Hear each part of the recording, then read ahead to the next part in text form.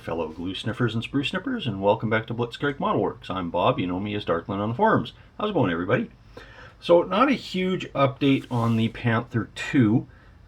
Still waiting on the aftermarket stuff that I ordered almost 2 weeks ago. It should have been here within 6 business days, which means last Thursday if they shipped it the day after I ordered.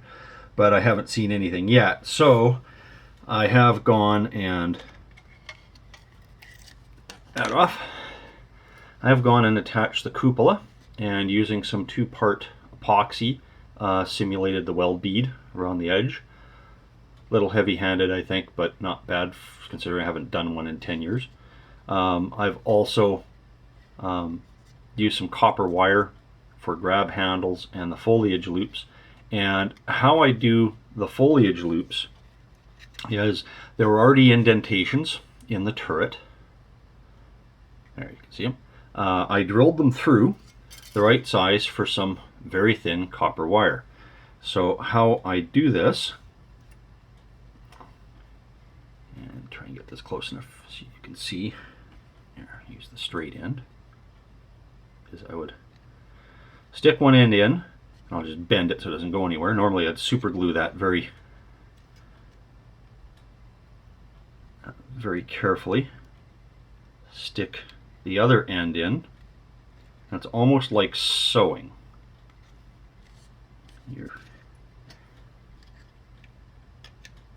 And you pull,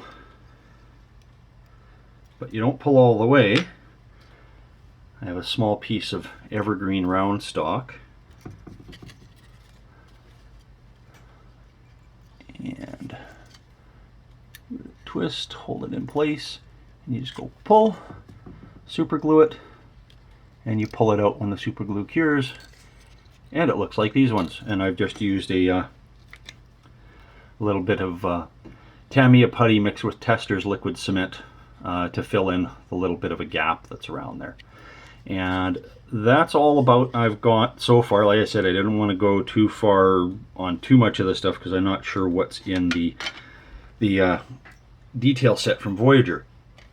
So to give me something to work on, as I said, I had 3 of these kits. So something that I decided to do, there was some talk on the YouTube users group about a project the Germans had designed but never actually built any of, one of my favorite subjects, called the Sturmpanther. And I decided, since I had all the parts, that I was going to do a Sturmpanther turret. Haven't done anything to the hull. The turret's pretty much done, 1 or 2 details left to go. I did this in about 2 days. Just a lot of it was just eyeballing, especially the plate. This is just evergreen, again with evergreen rod to use there as the spacers in between. And Meng conical bolt heads. I hadn't used Meng's bolt heads before. Meng. Normally I use a product from a company called Grantline,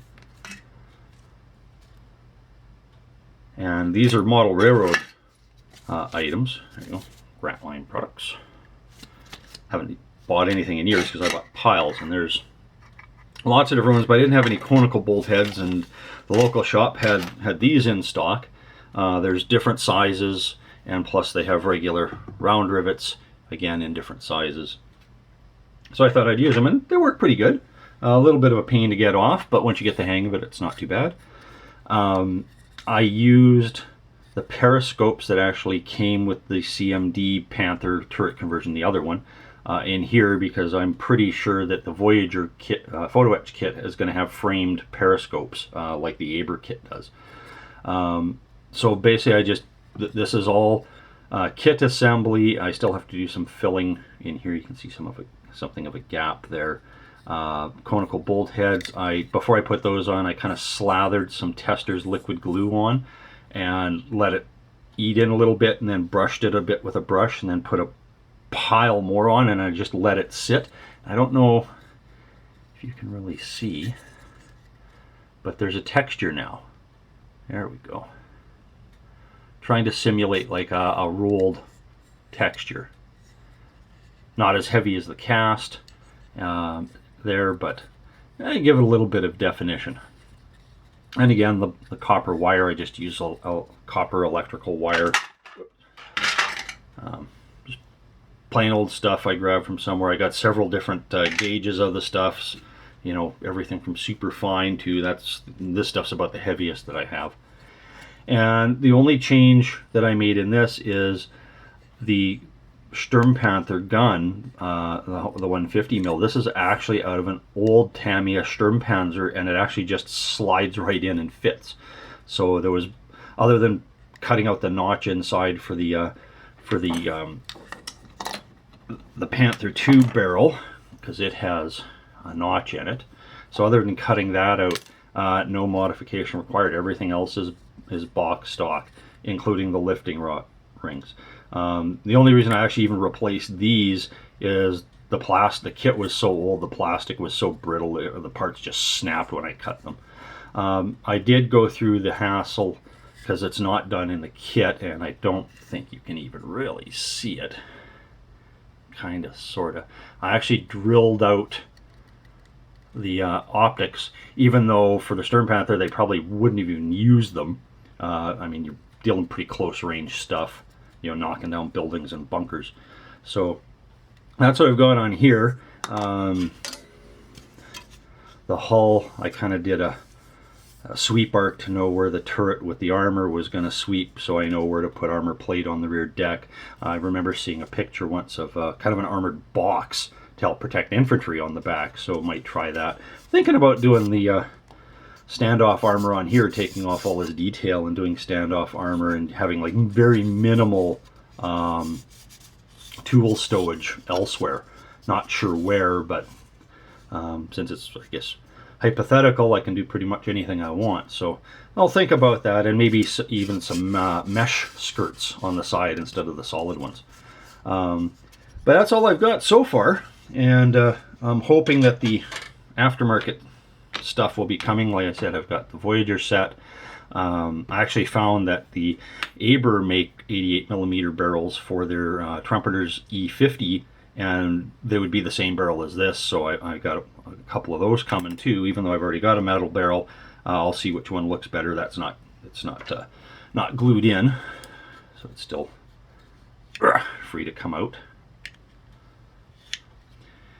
And I also got a set of Tiger II transport tracks from a company called Spade Ace out of China.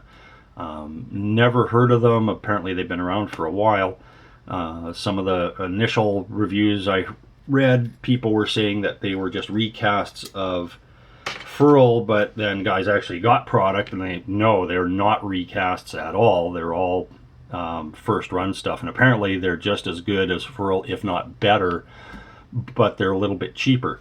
I'll do a little review when they get here. I ordered them direct from Spade Ace in China, so they could take a month or two to get here. I don't know how they shipped them. I didn't get a tracking number, so I'm assuming they taped it to the back of a turtle and threw it in the ocean.